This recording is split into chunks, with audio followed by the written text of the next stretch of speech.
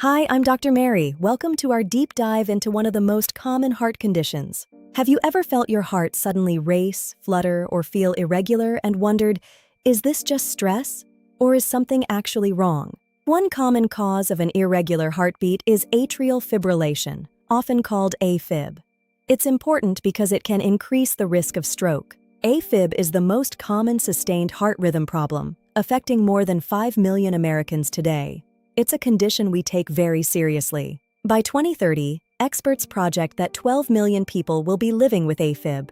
This video is designed to help you understand every aspect of it. The good news is, AFib is very treatable once it's recognized. Today, I'll explain what AFib is, the symptoms, and how it's diagnosed. We will also dive into management strategies, procedural options, and the critical role of lifestyle changes in your care plan.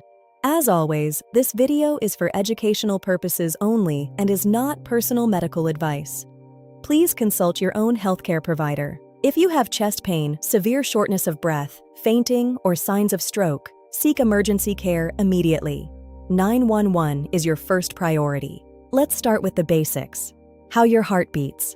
Your heart has an electrical system that coordinates every single beat. In a healthy heart, a natural pacemaker called the sinoatrial or SA node sends an organized electrical signal, or a spark. This signal triggers the upper chambers, the atria, to contract.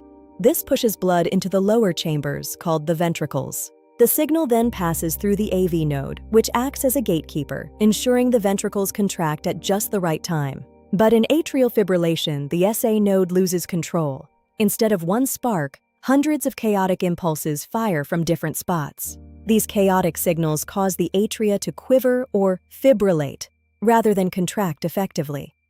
The ventricles then receive rapid, irregular signals. This produces the fast and unsteady pulse characteristic of AFib, which can reach speeds of 100 to 175 beats per minute or more. Section 2. Why the type of AFib you have matters. Clinicians categorize AFib based on how long the episodes last. Paroxysmal AFib episodes start and stop on their own. They can last for seconds or up to 7 days, but they are temporary. Persistent AFib lasts longer than 7 days. In these cases, medical intervention, like a shock or medication, is usually needed to restore rhythm. Then there is permanent AFib. This is when the heart cannot be restored to a normal rhythm and the focus shifts to rate control. Section 3. The primary risk. The most dangerous consequence of AFib is not the irregular beat itself, but the risk of stroke. AFib increases your stroke risk by 500%. It's a 5-fold increase compared to people with a normal heart rhythm. When the atria quiver, blood doesn't empty completely. It pools in a small pouch called the left atrial appendage, where clots form. If that clot is pumped out of the heart and travels to the brain, it causes an embolic stroke, which can be particularly severe. We use the CHA2DS2 VASC score to calculate your risk. This takes into account your age, blood pressure, and other health factors. Higher scores indicate a higher need for prevention. This is why many AFib patients are prescribed blood thinners or anticoagulants. Modern DOACs, like apixaban or rivaroxaban, are now preferred over older drugs because they don't require frequent blood testing. Section 4. How you know you have it. Some people feel AFib immediately, while others have no symptoms at all. Common symptoms include palpitations, shortness of breath, fatigue, and dizziness. Some even experience chest pressure or near fainting. Silent AFib is when you have no symptoms.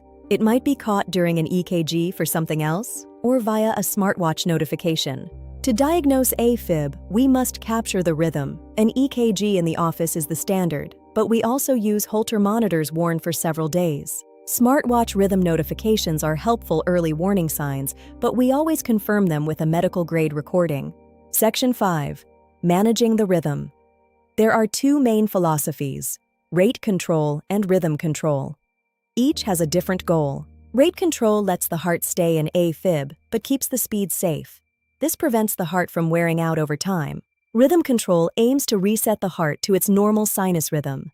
This is often better for younger patients or those with severe symptoms. Electrical cardioversion is a quick procedure that uses a low-energy shock to stop the chaotic signals and reset the heart's pacemaker. Catheter ablation is more definitive. A specialist uses heat or cold to scar the specific heart tissue causing those faulty signals. For those who can't use blood thinners, the Watchman device can close off the heart's appendage where most clots form. Section 6. The Lifestyle Pillar. This is the fourth pillar of AFib management, and it is just as important as medication. Losing just 10% of body weight can significantly reduce AFib episodes. In some cases, it can even help reverse the condition. Sleep apnea is a major trigger. Untreated, it stretches the atria and makes rhythm stability much harder to achieve. Limiting alcohol and keeping your blood pressure under 130/80 are critical for preventing structural heart remodeling. A quick recap: seek emergency help for chest pain, fainting, or stroke signs. These are non-negotiable medical emergencies. Call your doctor for new palpitations or smartwatch alerts. Getting an early diagnosis is the most important step in stroke prevention. AFib is a complex journey, but with education and a clear care plan, most patients live full, active lives. You have the tools to manage this. If you want to learn more about treatments or smartwatch alerts, comment AFib below. We'll prioritize those for our next video.